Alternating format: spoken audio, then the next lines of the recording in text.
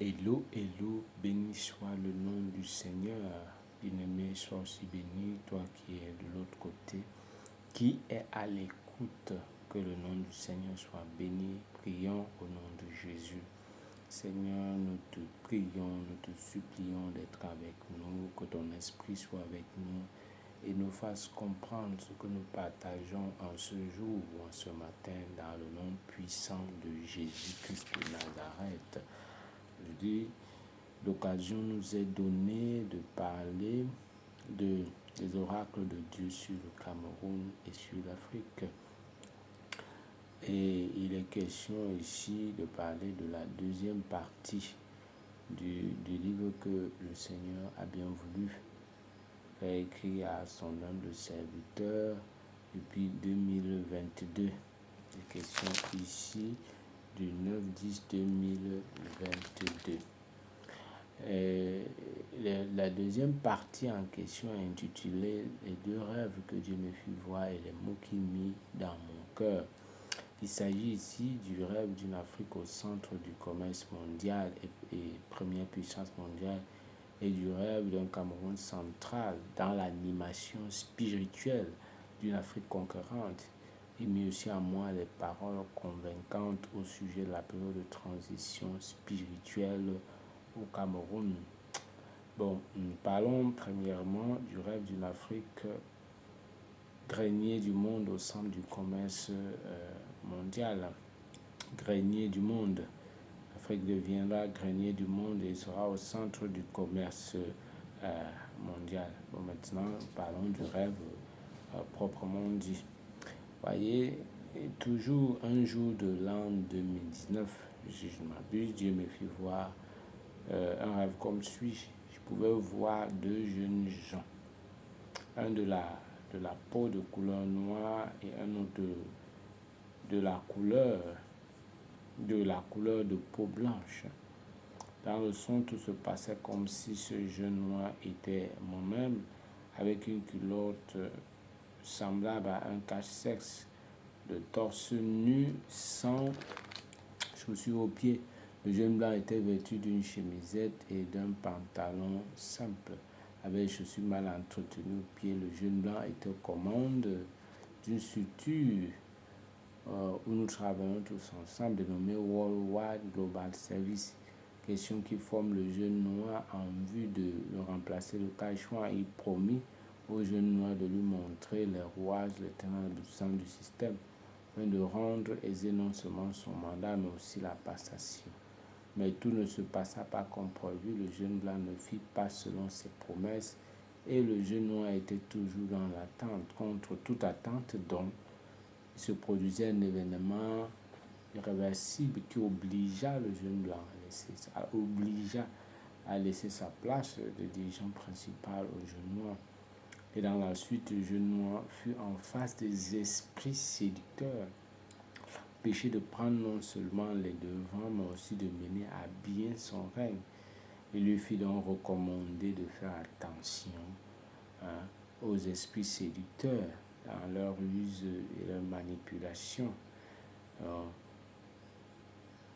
Voilà en fait le rêve en question, le premier rêve que le Seigneur me fit voir. Maintenant, essayons d'expliquer le premier rêve. Un jeune noir qui est sous. Il est sous le blanc, sous le jeune blanc. Et il est question que ce jeune blanc lui montre comment diriger, comment faire les choses. Et ça, c'était pour le remplacer le cas échéant.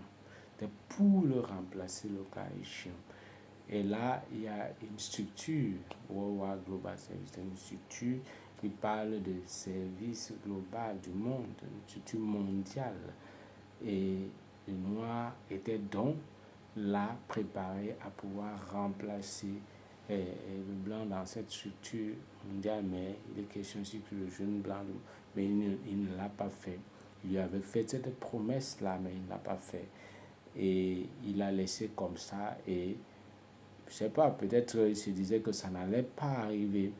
Maintenant, contre toute attente, il est obligé de quitter à la tête. Dire qu'il y a des événements que Dieu a arrêtés. Et quand il vous met quelque chose, c'est pour que vous puissiez, si Dieu vous donne le pouvoir, c'est pour que vous puissiez préparer ceux qui la relèvent, ceux qui peuvent venir après vous. Si vous faites même maître de quelqu'un, c'est pour que vous puissiez le préparer, le rendre assez solide, pour que la suite puisse être bénéfique, non seulement pour la personne qui est votre élève, mais aussi pour le monde entier. Donc voilà, voici, on va expliquer pourquoi le jeune noir se trouve dans cette position. Qu'est-ce qui est arrivé? Le jeune noir, c'est l'Afrique. Qu'est-ce qui est arrivé à l'Afrique? Elle se trouve dans la position où elle a un maître qui est occidental quand elle arrive dans cette position-là. Et il faut que l'occidental ou l'Occident lui montre comment faire les choses. Mais elle ne veut pas lui montrer comment faire les choses. Elle lui a promis cela et elle ne fait pas. Dans l'histoire, vous savez que beaucoup de pays africains ont été mis sous mandat ou protectorat. Beaucoup de pays de l'Afrique noire. Il y a eu la SDN qui a été remplacée par la suite par l'ONU. Cette SDN-là a mis beaucoup de pays sous mandat. C'est-à-dire, on a eu la France, on a aussi l'Angleterre, qu'ils ont été sous mandat britannique, et quand on parle de mandat ici, et même protectorat, quand on parle de mandat, c'est-à-dire que ceux-là vont agir comme leur mandataire. C'est-à-dire qu'ils agissent d'abord en leur lieu de place, en attendant que la personne atteigne la maturité. Et quand la personne atteint la maturité, on doit lui laisser les propres, sa destinée, on doit laisser jouir de ses richesses et puis agir sur le plan international, agir comme il faut. Parce qu'en réalité, avec les richesses de l'Afrique, elle doit prendre la première place. Elle est faite pour être première. Elle n'est pas faite pour être dans les secondes places.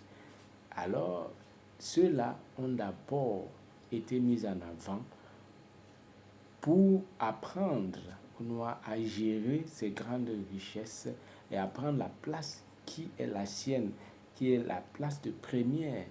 Elle doit être celle-là, cette Afrique doit être celle-là qui est grenier du monde parce que Dieu lui a doté de toutes ces capacités-là et puis prendre la première place. Mais si elle a été en dessous de ce maître-là qui est occidental, c'était pour que ce maître puisse bien lui apprendre ces choses-là, comment gérer, comment faire les choses et puis pouvoir avancer. Mais ça n'a pas été le cas.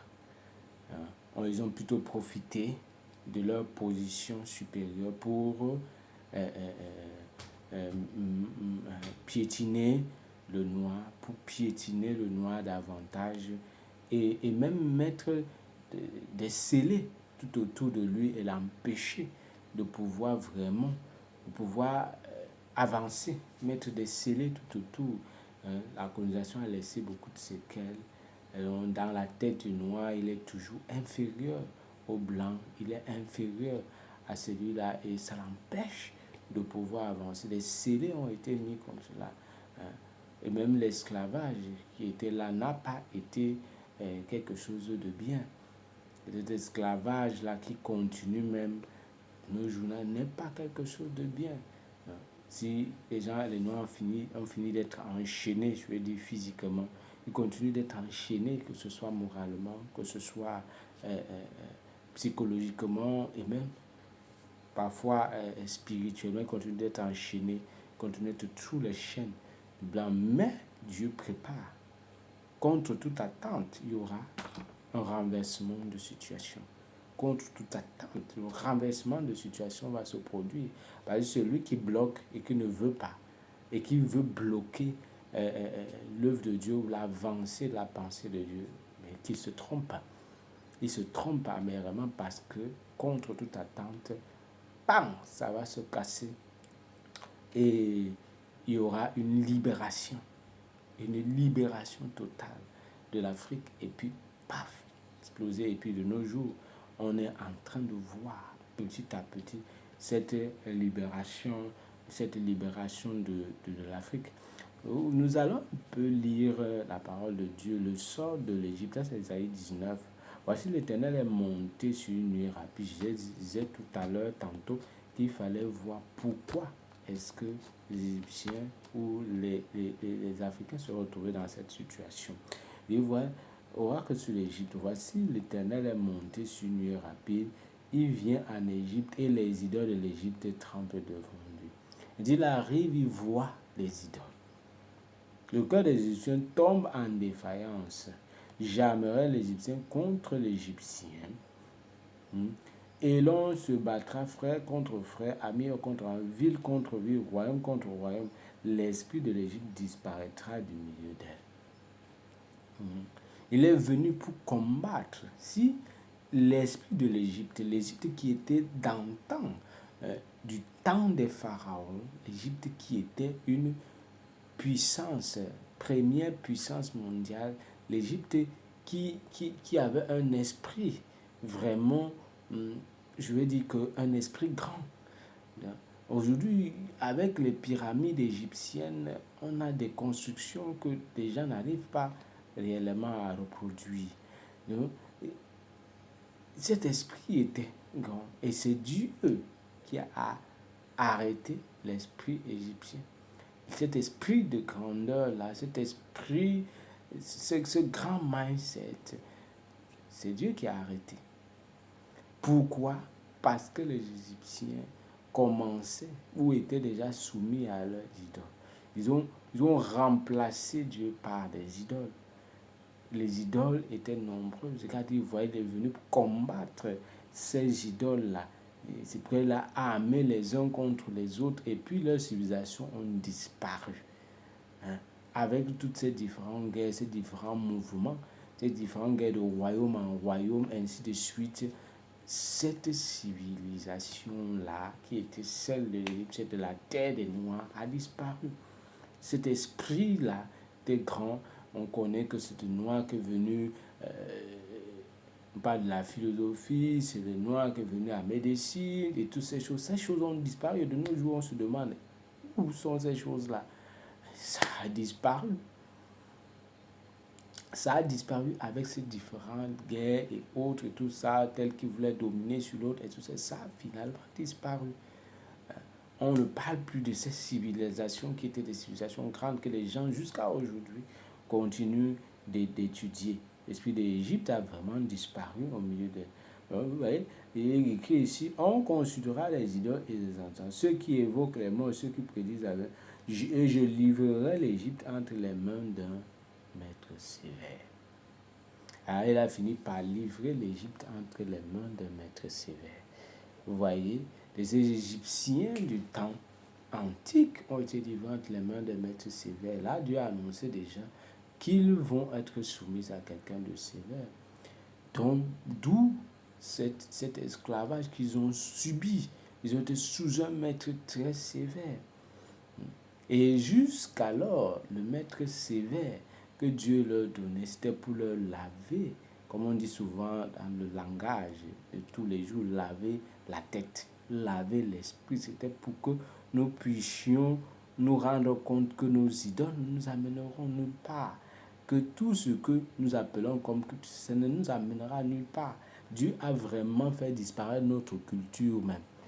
Ce n'est pas ce qui est resté là qui est notre culture. Ce n'est pas les njunju que nous avons là qui est notre culture. Notre culture, elle va au-delà. Nous avons beaucoup de choses que nous avons mis sur pied, c'est-à-dire les mathématiques et autres, tout ça. Et maintenant, ce n'est plus nous. Ce sont ces choses qui nous faisaient avancer, ce sont ces choses qui nous rendaient grands dans le monde entier. Ce sont ces choses qui faisaient parler de nous en tant qu'Africains. Mais aujourd'hui, parfois même des systèmes scolaires sont difficiles dans les pays africains. Son conseil, il a dit qu'il va anéantir le conseil. L'Afrique se met en conseil, n'arrive pas à se conseiller lui-même.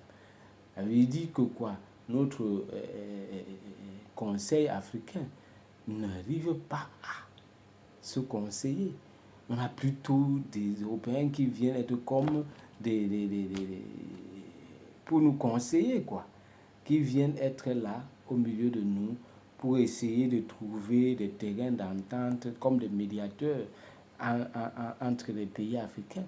Et eux-mêmes ne peuvent pas s'asseoir et pouvoir trouver un conseil qui soit juste. Ils vont tout le temps à Addis Abeba, mais ça n'arrive pas vraiment. Et ça ne fait pas que sur l'Afrique, les coups d'État s'arrêtent. On n'arrive pas à se conseiller à cause de nos idoles.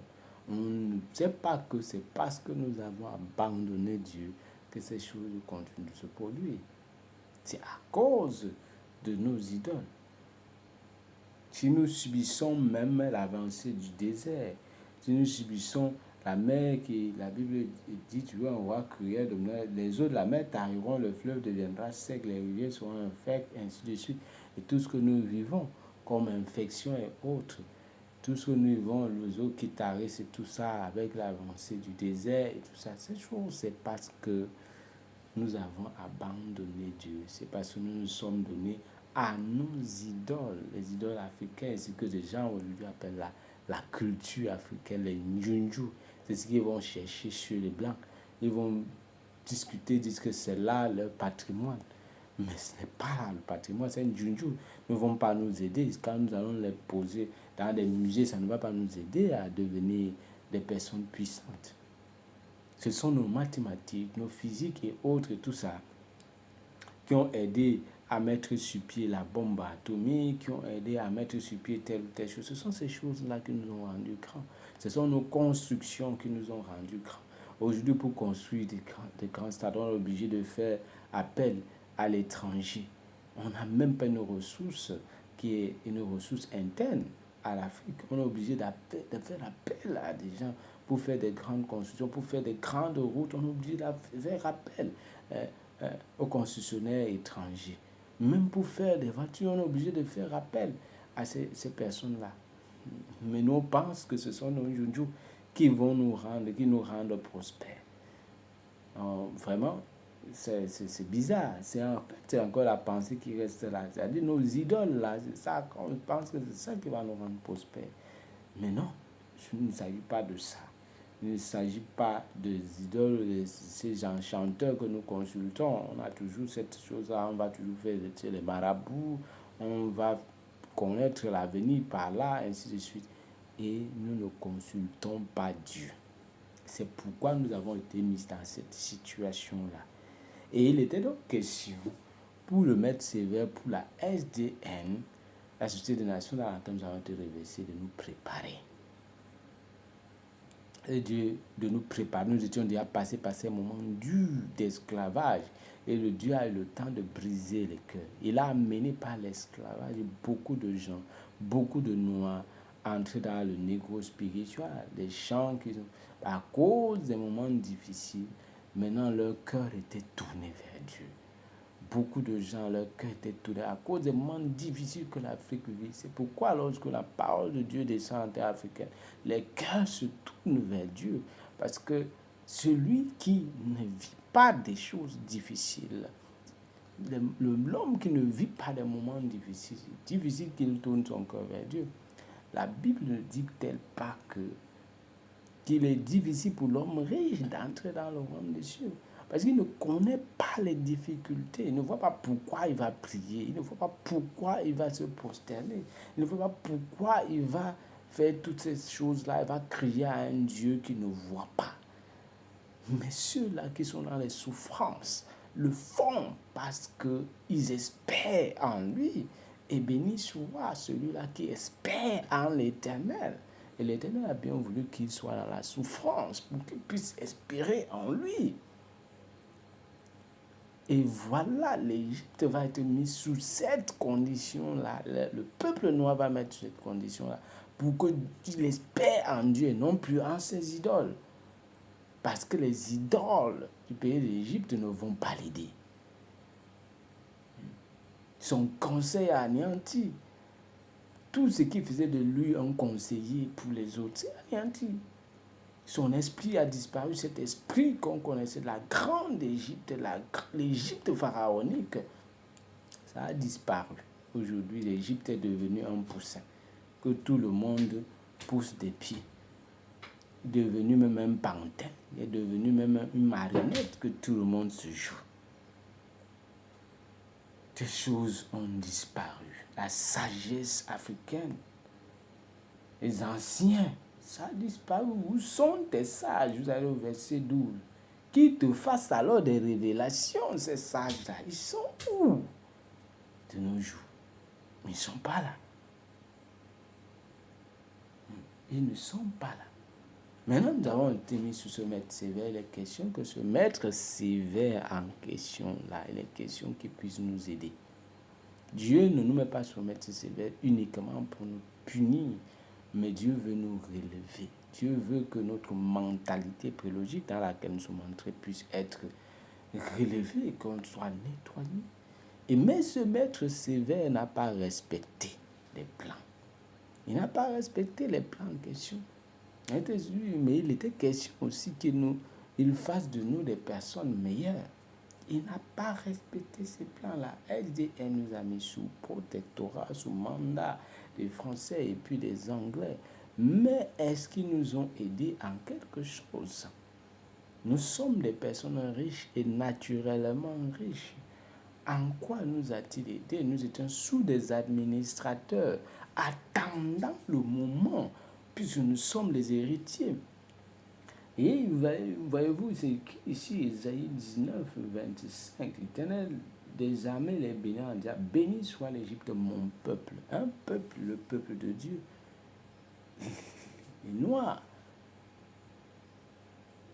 ils sont héritiers. Dieu leur a donné un héritage. Les terres africaines est un grenier important. Et ce peuple-là, mais ce peuple a perdu son conseil, ce peuple a perdu. Il est question que ceux-là qui sont leurs maîtres les aident. Un maître doit aider son élève afin que l'élève lui aussi devienne maître. Mais ils ne l'ont pas fait. Le jeune noir a attendu longtemps. Il n'a rien reçu. Rien n'est arrivé. Il n'a rien reçu, le jeune noir. Il a longtemps attendu, il n'a rien reçu. Maintenant, il est question que de manière irréversible, et Dieu l'a déjà fait, bam, un réveil brutal. Quelque chose va se passer. Des difficultés vont se passer. Des difficultés. Maintenant, les gens vont tourner leur regard vers l'Égypte. Il y a des difficultés dans le monde. Une crise économique sans précédent, comme ça s'est passé du temps de Joseph. Et Dieu a déjà annoncé qu'il y aura des moments difficiles. C'est pourquoi il a parlé des vaches, mais des vases grasses. Les moments difficiles vont arriver. Mais il va bénir une terre. Et cette terre est la terre africaine. Il va bénir cette terre de richesse. Et alors maintenant, les yeux vont courir vers cette terre de richesse-là. Et pour transacter avec les Africains, Dieu, avant que cette chose n'arrive, a envoyé en terre africaine. Il a envoyé l'esprit de Joseph. Certes, certains vont se dire c'est venu par l'esclavage. Puisque Joseph arrive en Égypte par la voie de l'esclavage. Il s'agit de l'esprit de Christ. Il s'agit ici de la colonisation. On dit qu'il y a la Bible et puis même sont arrivés par la colonisation. Certains, je veux dire que prédicateurs, sont arrivés, on dit qu'on a utilisé la Bible pour nous coloniser, pour nous... Mais non. L'esprit qui est derrière cette Bible, c'est arrivé comme ça, dans ce moment d'esclavage, pour parler aux Africains. Dans ces moments difficiles, depuis ce temps d'esclavage, pour parler aux Africains, pour leur redonner cette mentalité prologique. Et cet esprit a mûri, cet esprit est devenu. Cet esprit est devenu. Cet esprit est là, est devenu grand. Et c'est cet esprit-là qui va les aider, cet esprit-là qui va les inspirer, comme ça se fait avec Joseph. Joseph va être élevé au toit du monde. L'esprit de Christ va être élevé au toit du monde. C'est cet esprit-là qui va inspirer les Africains et va leur redonner la valeur qu'ils avaient perdue. Parce que c'est cet esprit-là qui va les rendre prospères. Ils vont redevenir, vous avez vu comment Joseph a remis sur pied les mathématiques. C'est un esprit venu d'ailleurs. Dieu n'a pas voulu qu'on parle de Joseph comme étant un Africain ici. Dieu a voulu qu'il vienne d'ailleurs. C'est un esprit venu d'ailleurs, donc ce n'est pas un esprit qui est au milieu de l'Afrique. Non, non, il est venu d'ailleurs, il est venu de Dieu. Et cet esprit-là est venu aux Africains pour les rendre prospères. Cet esprit de Joseph, cet esprit qui opérait au travers de Joseph, cet esprit de Christ, parce que Joseph ici est un peu l'image de Christ, est venu au milieu des Africains pour les rendre prospères, pour les préparer à ces moments difficiles. Parce qu'en terre africaine, Joseph sera déjà là, il va préparer ces temps. Et maintenant, les richesses qui vont être produites en Afrique vont aider le monde entier. Vont aider le monde entier parce que le monde entier va transacter avec l'Afrique. Va transacter. Vous avez vu comment Abraham lui-même est sorti de loin pour venir acheter le grain. Je veux dire, c'était pas du temps d'Abraham, c'était plutôt du temps de Jacob. Jacob, Israël, qui est venu de loin pour acheter le grain. Et il a trouvé que celui-là qui avait été envoyé au loin, parce qu'il voulait être un chef au milieu de son peuple, au milieu d'Israël, mais Israël l'a rejeté, Israël l'a repoussé. Et en ce moment-ci, nous sommes la terre d'accueil de cet esprit-là. Cet esprit, nous sommes la terre d'accueil. Il est dit quelque part ici, en ce temps-là, il y aura, ça c'est le verset 19 du chapitre 19 d'Ésaïe, il y aura, en ce même temps, il y aura un autel à l'Éternel au milieu de l'Égypte. Donc l'autel a déjà été installé au milieu de l'Égypte. Et sur la frontière, un monument à l'Éternel. Ce sera pour l'Éternel. Ainsi, un témoignage écriront à l'Éternel à cause des oppresseurs. À cause des oppresseurs. Parce que le maître sévère est devenu oppresseur. Il n'est plus sévère seulement, mais il est devenu oppresseur. À cause de l'oppresseur. Il leur enverra un sauveur, un défenseur pour les délivrer. L'Éternel sera connu des Égyptiens. Parce que la délivrance est là, elle arrive. Et l'Éternel sera connu des Égyptiens. La délivrance, ce n'est pas seulement qu'ils quittent nos territoires. La délivrance sera que, en réalité, l'Éternel va mettre au-dessus, va faire de la terre africaine celle qui domine le commerce mondial. Celle qui domine le commerce mondial. Les gens viendront transacter, acheter le grain en Égypte, transacter avec l'Égypte. Et l'esprit de Christ qui est sur l'Égypte, cet esprit-là qui va inspirer les jeunes gens africains, cet esprit-là va leur montrer comment refaire les mathématiques, comment refaire les physiques, comment refaire les finances, comment refaire toutes ces choses-là. C'est lui qui met sur pied, Joseph, il met sur pied tous ces éléments-là. Et il montre comment on doit gérer l'économie. Il montre comment on doit gérer l'économie. Lui qui n'avait pas étudié.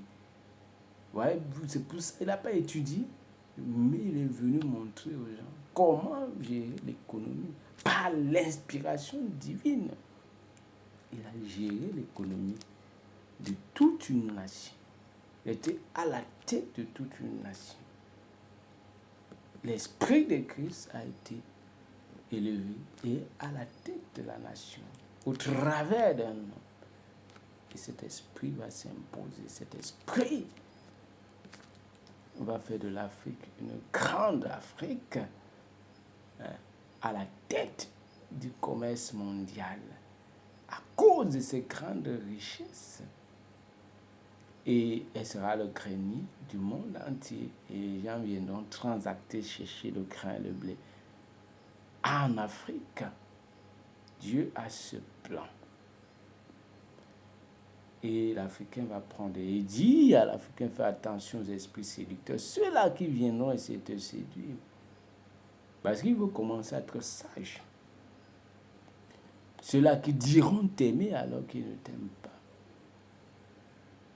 Il faut maintenant avoir les yeux ouverts. Fais attention à ceux-là qui viendront et toi avec la séduction. Ils doivent venir avec des choses claires, des plans clairs, pas des choses floues. Et ainsi, il faut parler aux dirigeants africains. Les gens viendront avec des plans, ils doivent venir avec des plans. Le nouveau dirigeant africain doit savoir que les gens doivent venir avec des plans clairs. Venir transiter de façon claire. On est là pour œuvrer pour sa nation. Et non pas pour soi-même. Les gens qui viendront et nous doivent venir avec des plans clairs. Ils viennent avec des plans clairs et on transacte. Et notre pays continue dans sa prospérité. Que le nom du Seigneur soit béni, gloire soit rendue à l'Éternel pour cette première partie. Au nom tout-puissant de Jésus, si tu as reçu, que la gloire soit rendue à l'Éternel. Nous donnons rendez-vous certainement à demain pour la deuxième partie qui concerne le deuxième rêve. Gloire soit rendue à Dieu. Shalom.